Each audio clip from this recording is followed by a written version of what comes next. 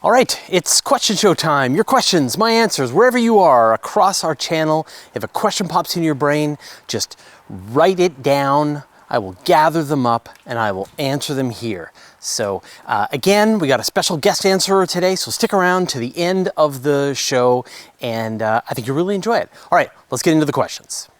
Disaster Arena. Could ion drive acceleration ever be so much to serve as artificial gravity for astronauts traveling within the solar system? You've been watching The Expanse, I think. This would be amazing, right? This idea that if you could just continuously accelerate a spacecraft at 9.8 meters per second, that would match the acceleration that we experience down here on Earth thanks to the gravity of the planet. And if you could keep doing that, just keep accelerating and keep accelerating, you would absolutely create artificial gravity that astronauts could walk around and they would be going faster and faster to their destination, and then they could turn around and slow themselves down at that same rate. It would be a perfect world. The problem is we have no way to create that much thrust from a spacecraft for any long period of time. We can get by for a few minutes, maybe using a chemical rocket. But as I mentioned in the video on ion engines, they provide as much thrust as if you hold a piece of paper. And that's like a full ion engine designed to push a spacecraft around the solar system. So there are more significant ion engines in the works that maybe could be hooked up to nuclear power plants and have much more energetic thrusts that are coming out the back, but it still won't be anywhere near what you would need to be able to have anything like artificial gravity. And we just don't have anything that would be able to do it. Unfortunately, it's going to be a while. If we get to a point where we have fusion drives that can be running for a long period of time, maybe we'll have a chance at it. But I think that for the longest time, producing artificial gravity through continuous acceleration is going to be in the realm of science fiction. I'm sorry. HL65536. Answer to question 1 isn't really correct. I believe that answer for a long time, and then I watched a lecture about the process to extract information out of the raw data from microwave background images. I was surprised to hear that the absolute speed of the Earth has to be taken into account to remove Doppler effects on the microwave radiation. No matter where you are in the universe, there is always an absolute point of reference, the CMB.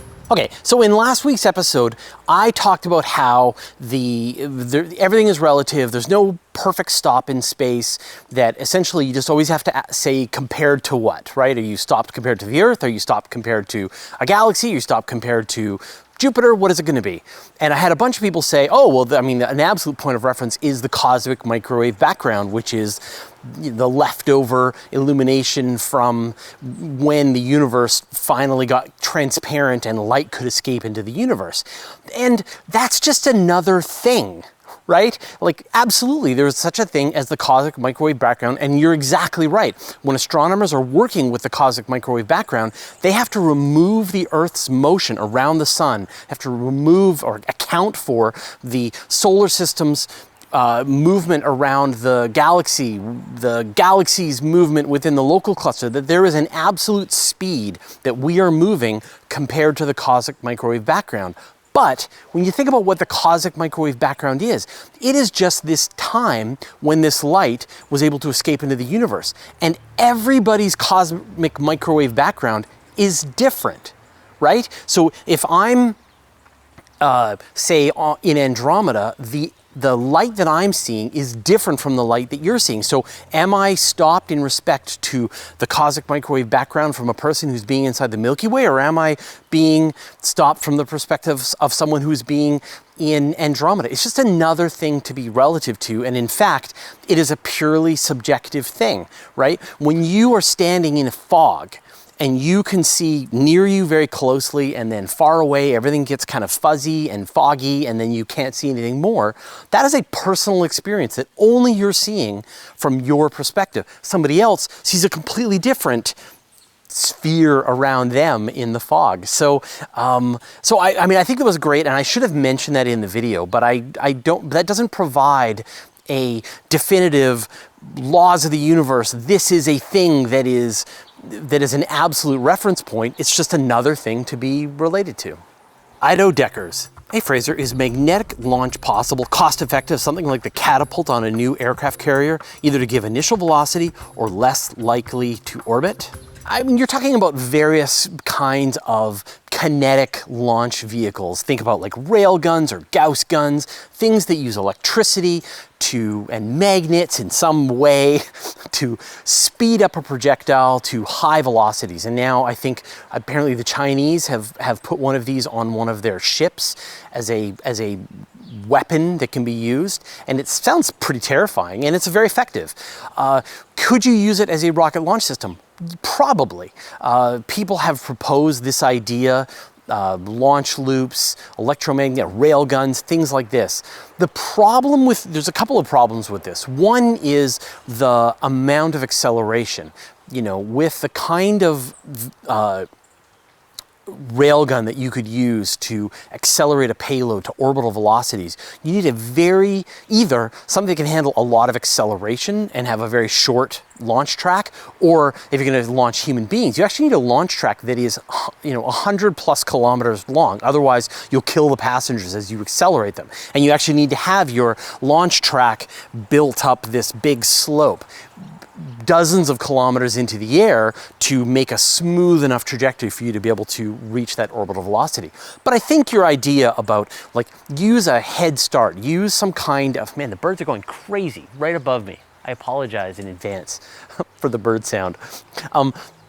There must be some combination where you begin the acceleration with your electromagnetic system, and then a chemical rocket system takes over for the rest, and you get savings in the amount of fuel that you have to carry. The other problem is that a launch system like that, if you provide sort of your launch in one kick, right? It's this idea of could Superman kick a person into orbit? And no, because they would explode in the atmosphere by going that velocity. But the other part to it is that you can never get into orbit with one kick, right? So when a spacecraft launches, when a rocket launches, it goes up, reaches what's called apogee, which is sort of the height of the orbit that it wants to hit, and then it fires its rockets again to circularize its orbit. And if you've just got this one launch that's coming off of the ground and you're kicking yourself up into a high trajectory, you're going to return back to the Earth, or you're going to go into beyond escape velocity, and you're going to head off into the rest of the solar system. So I think we have sort of technological engineering challenges to make this work. We've got the issue that you're still going to need some other kind of booster to be able to circularize your orbit, but I think it's a good direction. And I know there's a couple of companies that are working on these ideas to try and figure out a way that you could do this over the long term. So stay tuned. And if cool projects are shown, I will definitely be covering them in the future. Olex. Hey Fraser, what if our electromagnetic spectrum is different from an extraterrestrial civilization? They would see other colors than us, something that we would never be able to see. Is that possible? The electromagnetic spectrum is the electromagnetic spectrum.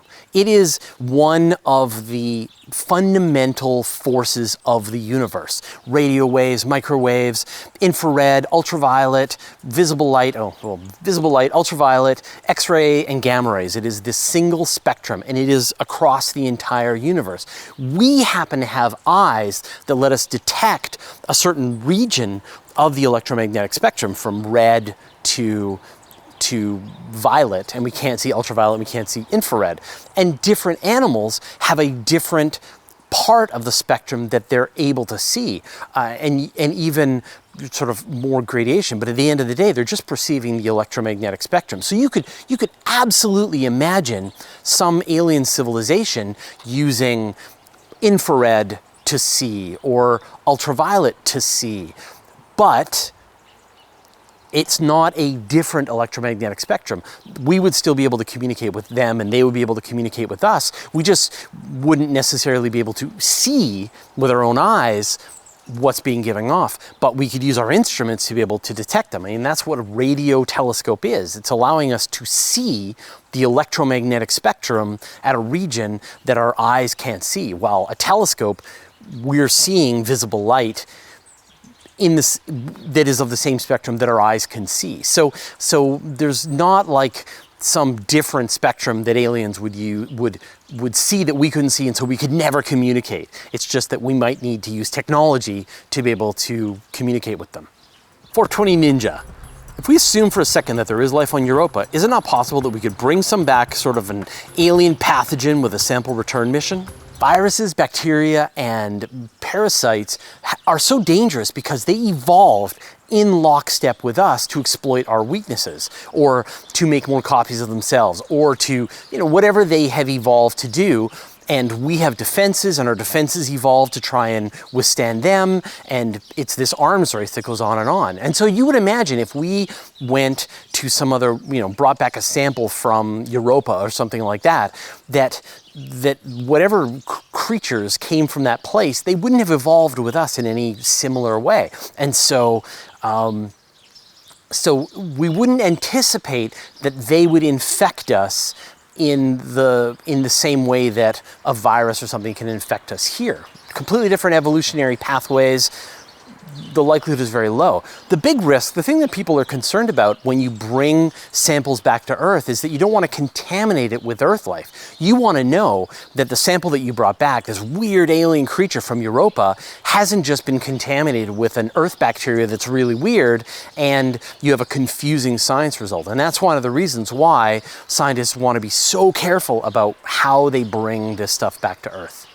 Proud American Rob Man. Got a question. If we ever become a civilization that travels the solar system galaxy and starts to colonize it, is there any type of universal measurement for the time, like day, hours, minutes, that we can use so everyone's on the same clock? I assume 60-60-24 would not work out.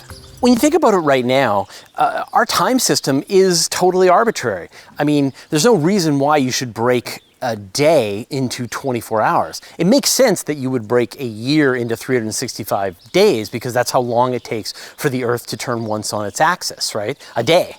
But there's no reason why you should break it up into 24 hours. There's no reason why you would break an hour into 60 minutes, and no reason why you would break a minute into 60 seconds. So because they are arbitrary already, I would assume that as we move out into the solar system and into the universe, we will just hang on to that arbitrary time scale and just keep using it.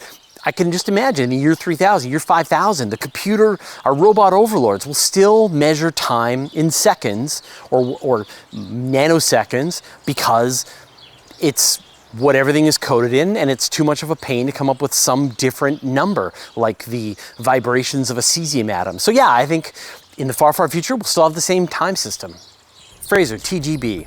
There are 3 ways that we, the public, know of. Lockheed, Northrop, Boeing, Douglas, etc. certainly know of more ways. Lockheed has threatened to produce a small solar fusion reactor any day now. Why do you think Lockheed did that? Does anybody think that solar isotopes and fission are the only games? This was based on the episode that I did about power in space, how there's solar power, fission power, and radioisotopic generators, and that right now fusion is sort of outside of our reach. And sure, there could be technologies that have been developed that are more powerful than we are aware of, and they haven't been released to the general public. And so what, right? Like I'm not going to put one of those technologies in my spacecraft or Mars colony because it doesn't exist yet, and no one has told me. And then if someone tells us, then I'll use it, right? Like, sure, there could be all kinds of things that are being developed in secret, and then if they never tell anybody, then it's kind of like they never happened. And I think, we've heard that Lockheed Martin is planning a small fusion reactor. Great. Finish it. Lockheed, and share it with the public, and let's see it work, and people can do tests and implement it in their ships and spacecraft, and let's get going already. I think the fusion has been an incredibly difficult technology for us to master. And you see the Europeans with their ITER project, and the Chinese and Americans are racing to make a sustainable fusion plant work. And if one of them is able to do it, then they're going to have a method of almost unlimited power that will be relatively inexpensive. So there seems like a big incentive to roll these technologies out, and not a lot of incentive to keep this a secret. So, but yeah, Like, for sure, there could be all kinds of technologies we don't know about, and until they tell us, then it's as if they don't exist. And I don't even care. I'll wait till people tell me things that exist. Robert McPherson. If the Clipper lander missions to Europa confirm the presence of life, then what are potentially likely scenarios that would play out from a government budget and national science agenda perspective? Can we expect extremely rapid and substantially funded follow-up missions? Would it rally immense international cooperation, or would it result in competition from the likes of China and the US to make first discoveries? What would the major considerations that inform international policy and how we continue to probe Europa and disturb, interact with the life there? That is a great question. And I think that if there was like absolute certain life discovered on Europa, it would be everything that everyone was talking about for a short period of time. Then it would fall down a news cycle, and sites like us, we'd keep talking about it, but most people wouldn't be that excited about it. You would see a tremendous amount of prioritization in sending follow-up missions to map out the scale and the size and the kind of life that's there. And you might see a follow-on Europa mission and a drill mission and all these kinds of things. But I don't think it would have the kind of sort of deep existential crisis collaboration that a lot of people think would happen. Like, huge chunks of the ocean haven't been explored. And we find all kinds of interesting life in the middle of really extreme biospheres in Costa Rica and places like that. And so for us to find unusual life is not a thing that is completely out of the bounds of what we've seen before. It would be alien life, probably, right? Or connected through some kind of panspermia event. But I think you would be amazed at how quickly human beings can kind of internalize and become numb. I don't know if numb's the right word, but bored with an amazing new mind-shattering discovery. And so you would see increased budgets in Europa missions, and the news and the science would trickle back. I don't know if there would necessarily be a race. There might be more cooperation, but it would just be, and then people would be looking for, like, does Enceladus have the same kind of life? When did it differ from us? So I don't feel like it would be the kind of enormous, world-changing, society-changing event that we would hope that it would be. And you can have this sort of glimmer, the sneak peek of it remember back in the 1980s when they announced that they'd found life on Mars, those little wormies in a meteorite, and there was a lot of news, and then there was an argument, and people kind of maybe debunked it, and it's still a controversy. That was the discovery of life on Mars, and here we are, and we barely talk about it, right? Was it really life? We don't know. And so I think that's the problem, and that's what we will see for a long time. And by the time we do understand exactly what it is, people will be bored, and we'll just sort of deal with that on our regular, ongoing, day-to-day lives. Marty Ninja, what is the Milky Way orbiting? The Milky Way is actually part of this region called the local group. So there's 3 big galaxies in the local group. There's the Milky Way, there's Andromeda, and there's Triangulum Galaxy, M33. And then there's a whole bunch of smaller dwarf galaxies that are caught up in this mix. And those 3 galaxies are orbiting the common center of gravity of the local group. And they're all sort of spinning around this region. And the local group is part of the larger Virgo supercluster. And same thing, all of the galaxies and all of the galaxy clusters are all orbiting around this common center of gravity. And the Virgo supercluster is part of the Laniakea supercluster. Although after a certain point, as dark energy and as the expansion of the universe is a stronger force than the gravity that's pulling these things together, it doesn't really make sense to say that they're orbiting anything. But yeah, so the local group, the Milky Way, and the rest of the galaxies in the local group are orbiting the common center of gravity of the local group. S47. How does one dispose of heat in space, and what kind of processes are used in satellites? There are 3 ways that you can transfer heat. There's convection, where you've got like particles of air that push, warm air. When you feel a warm wind, then you're experiencing convection. You've got conduction, where, say, a metal can transfer heat, where the molecules are bumping into each other and transferring heat along. And then you've got radiation, where essentially photons of radiation are emitted by something and it cools down in its temperature. And out in space, you can't use those first two. You can only use radiation. And it's actually a pretty big problem. You can have a spacecraft be getting a lot of heat from the sun, for example, and not able to get rid of that heat. And so the best example, and I hope we can sort of have a picture of this, is on the International Space Station, there are radiators. And what they do is they take ammonia and they pump it through these radiators because it is able to convect the heat out into these radiators, and then the radiators radiate the heat away from the International Space Station. And they're designed to be the right size to be able to let the space station get rid of the heat that it is absorbing from the sun. And when you think about how much time it spends in sunlight and how much time it spends in shadow, and you see they're actually really big. Like when you look at the space station, it looks like they are other solar panels, but they're not. They're radiators designed to get rid of all that heat. And any spacecraft design needs to take this into account to make sure that it doesn't overheat when it's spending time, especially close to the sun. So radiators, savannas. Fraser, I can't figure this out. My experience in Kerbal Space Program has taught me that a higher orbit has a lower orbital speed. However, I cannot explain this to anyone, as I can't find the logic in it either. Is it that the decreased gravity due to distance? Is it the centrifugal force increases with radius? Or does that even exist in orbiting bodies? Please explain this to me. No problem. So when you think about gravity, right? When you think about orbits, let's start with orbits. So when you think about orbits, you've got you're in balance. As you are orbiting, say, Earth, you have all the forces around you are in perfect balance. And so you don't experience an acceleration in any direction. You're going around and around the Earth. Now, what are the forces that are working on you, right? You've got the force of gravity that is pulling you down, and that's counteracted by your orbital velocity, your momentum as you're going around the Earth. That is, that gives you a force that is pushing you outward. And those two forces are in perfect balance. And so you don't crash into the Earth and you don't fly off into space.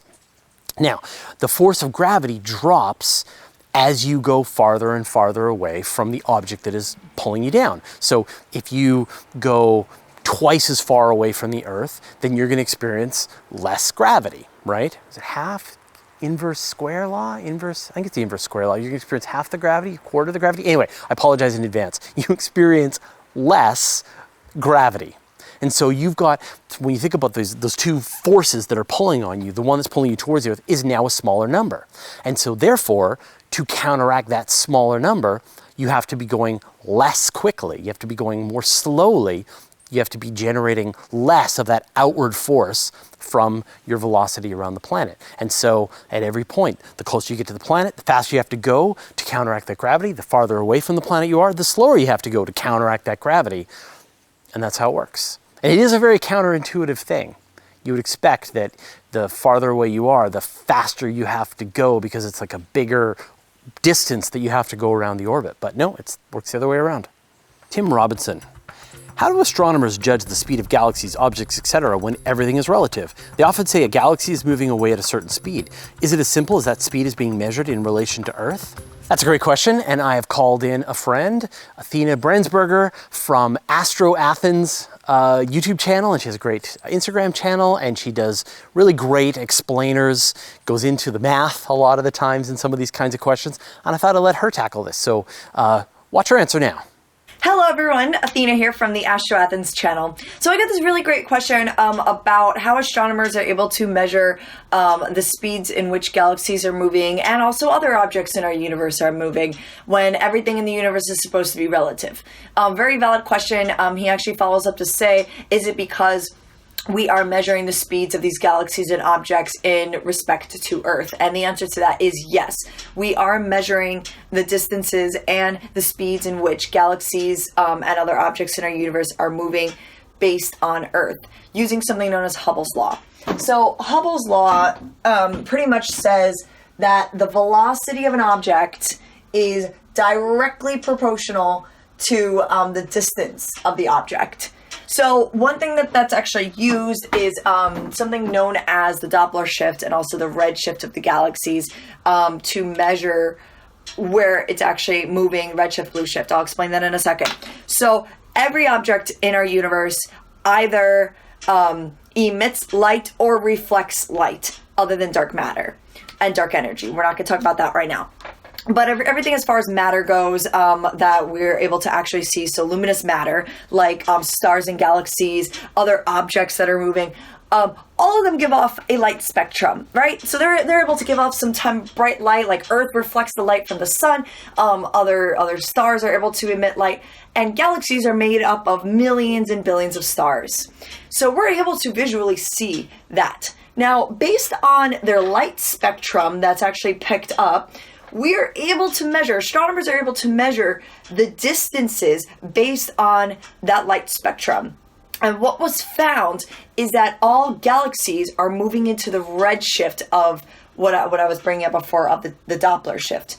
What I mean by that is if you have something moving close to you, like a car, for instance, we like to do this a lot in physics class, is explain the Doppler shift by a moving vehicle, because it doesn't just work by light, it also works by sound waves. When something is moving close to you, it's getting higher and louder and higher pitch. The frequency is getting more like this, and the wavelength is getting more crushed. That's blue shift. So it goes woo as it's moving further away. That the wavelength of its sound wave is actually stretching, and that's becoming something known as red shift. Galaxies are doing this. Their light that we are picking up is red shifting away from us, meaning we are measuring now that it is moving away. That's kind of a general explanation of how we're able to measure that everything is moving away from us in respect to just the expansion rate of the universe. And this is actually how the expansion rate of the universe was measured. As far as specifically the speeds go, if they're able to actually break down the rate in which this red shift is moving, that's where the speeds will then come in. That's how, based on the wavelength of light and how much it is red shifting, so how much it's stretching and getting longer and longer and moving further away, the light is getting more stretched out by its red shift, is how we're able to actually measure the speed in which it's moving.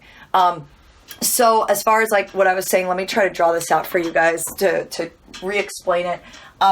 Pretty much you have like Earth, we'll just say, okay, here's planet Earth, and this is the Milky Way galaxy. We'll just say this is the Milky Way galaxy, okay? Because we're talking galaxies now. So this is the Milky Way galaxy. These are the arms, you know, like nice, beautiful arms. And we're measuring a galaxy that's all the way here, right? Let's erase this Hubble law for a second. We're measuring a galaxy that's here. Its light that's being emitted is, I'll draw it actually as a wavelength because that is the light spectrum. We're able to actually measure this right here. So this is the light that we're actually measuring. So I'll write the light. And this is the wavelength of the light spectrum. So we're able to see this. We're able to detect this. And what's happening is we see that over time, the light spectrum, this wavelength is getting longer and longer and longer, meaning that the galaxy is moving further away. Whereas if it was getting shorter and shorter and shorter, and the wavelength was getting more like this, then that means the galaxy would be moving towards us. So that's what the blue shift is that the galaxy would actually be moving towards our galaxy. And then we're like, oh, okay, its speed is, its velocity is actually increasing, but in the direction towards us, which means that it would merge with us. For instance, Andromeda. So we know that we're going to be eventually merging with Andromeda. And that's because it's a little bit different. So you have the expansion of the universe. You have everything being pushed out by the expansion rate of you have dark energy, for instance, to kind of contradict dark matter, because dark matter has a gravitational pull and it's pulling us all in, but dark energy is pushing us all out. I'll get into that another time. Andromeda is already on the trajectory towards the Milky Way galaxy because of its gravitational bound to us. So you have that extra gravitational force between the Andromeda galaxy and the Milky Way galaxy, and the Milky Way galaxy is smaller than the Andromeda galaxy, and so it's getting pulled in, like, you know, slowly. I mean, it's retrospect to our lifetime. You know, little by little by little, which will eventually, it'll become a merger, a galaxy merger, and do this kind of beautiful dance of all the stars. But anyway, I hope that this was a pretty clear answer. I'm already at 6 minutes. So thanks so much, guys. Okay, bye. Thanks, Athena. That was awesome. And of course, if you want more of her kinds of content, go to her channel and subscribe. I'll put a link in the show notes and a little card thing. All right, well, that was a lot of fun. As always, I really enjoy getting your questions. So if you're watching any one of my videos and a question pops in your brain, just write it down. I'll gather them up and I will answer them here. I'll see you next week.